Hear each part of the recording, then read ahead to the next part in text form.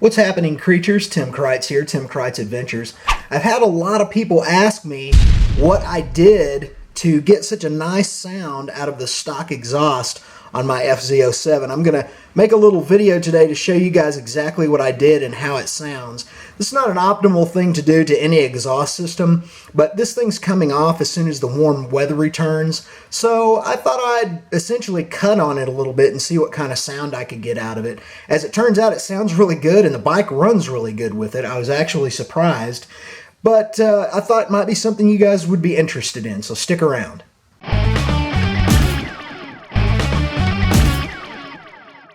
The first thing you're going to need to do is remove this shroud, and you'll see what I've done to it as soon as the shroud is removed. It's held on by 3 Allen bolts, 4mm. The back one is kind of hard to get to. The two on the front are no problem, but this is how we start. As soon as I pull this shroud off, you'll see exactly what I've done. Okay, just to help you understand what you're looking at here in case you don't.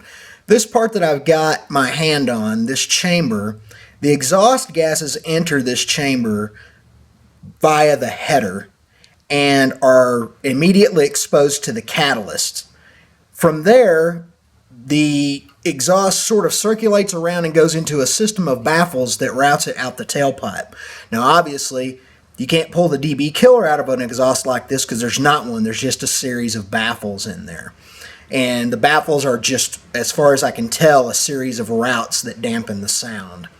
So what I've done here is I've cut 3 3/8" holes in the top and 3 3/8" holes in the bottom of this catalyzing chamber to release some of the exhaust before it makes it through the baffles and out the tailpipe. So we've got exhaust coming out of all 7 of these holes now. It looks weird, but you can't see it when the shroud is on, and it sounds really good. Let's go take a ride and I'll show you how it sounds. The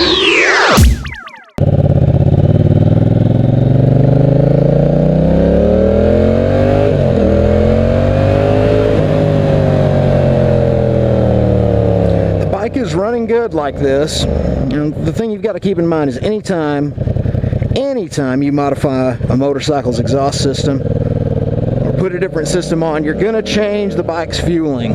There's no way around that. What I've tried to do here is to change the bike's exhaust in such a way that it would not have a detrimental effect on the fueling. So there's still enough resistance from the stock exhaust, even though it's been freed up, that it's not behaving, for example, like an open exhaust would behave.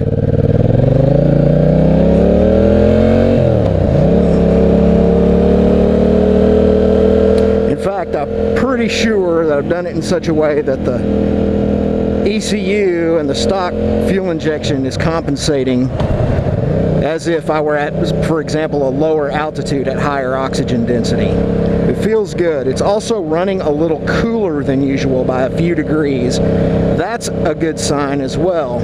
What you don't want after you modify a bike's exhaust is for it to run hotter, because that means the bike's gone leaner, and that can cause problems specifically in the long term.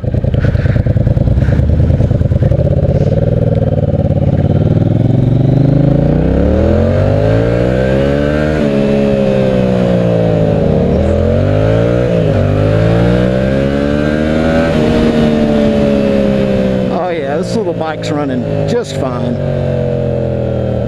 Pulling just as hard as it did. Now I don't know if it's got the beans up top. The fueling may change up there. I'll have to get it out on the highway, and I'm not going to do that today because it's a typical West Texas winter day and it's a little cool to be going 80, 90, 100 miles an hour.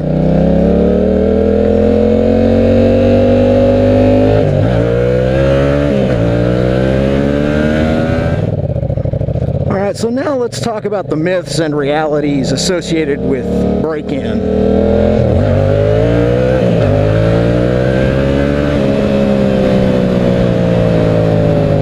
This bike a couple of weeks. It's got a couple 100 miles on it, and it's broken in, period. These days, on modern sport bike engines, all break-in really amounts to is ring seal.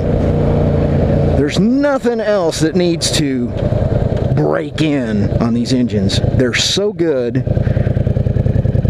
they're so precision, that once you've put about 50 miles on these engines, the seals are sealed. The rings are sealed, rather. And your engine is broken in. And how you break one of these engines in, basically is by doing what I'm doing right here, but you need to do it in the first few miles. I broke my engine in on the way home from the dealership. What you need to do is you need to create enough pressure in the engine to seat the ring seals, which means you need to run it up to red line in first, second, third gear, or second, third, fourth gear, depending on how your bike is geared. And at that point, the bike is broken in as it's going to get. And you can ride it however you want to. You just...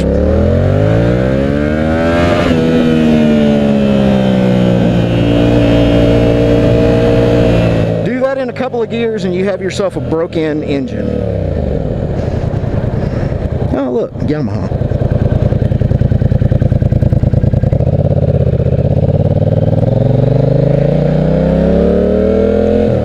And you're saying to yourself, Tim, but that can't be right. It just can't be right. The manual says to take it easy for the first 500 miles and change the oil. Well, you can benefit from an oil change in the first few hundred miles, just in case there's any remnants of the ring seal or any metal shavings associated with it in the oil, which is, at this point in motorcycle technology, pretty unlikely. But you can go ahead and change it after the first 100 or 2 miles and then just ride it. Definitely change it after the first 500, because chances are they didn't put very good oil in the bike anyway. So like I said, this is not going to be a full-blown ride-in review. It's been done to death. I bought this bike as a holdover bike. It's late in the year. All the popular reviews are already online. And there's no sense in me trying to do another one at this point. I will tell you that buying late in the year and buying holdovers is the way to go. I got this bike for $6,300 US. You can't beat that for a brand new motorcycle. Look at this dude, man. I thought he was going to go straight, make that SUV go 15 miles an hour.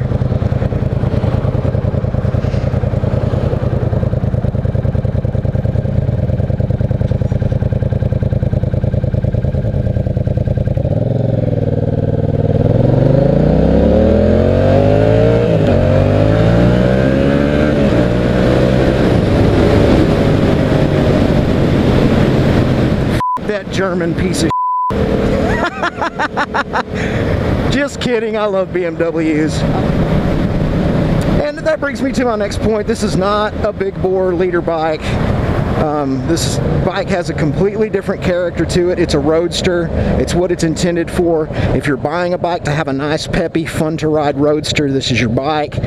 If you are buying this bike because you can't afford a leader bike, and a leader bike is what you really want, you need to save your money for that 1000cc bike, because this one will leave you disappointed. They're not focused on the same target.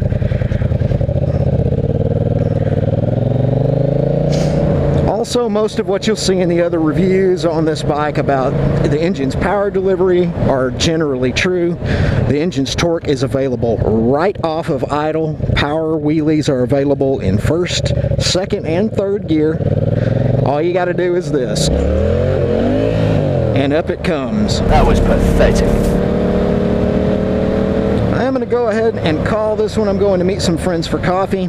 One last thing on this bike, the relationship between the feel of the clutch and the feel of the gearbox is a little bit different than on other bikes in this class, so be prepared for that.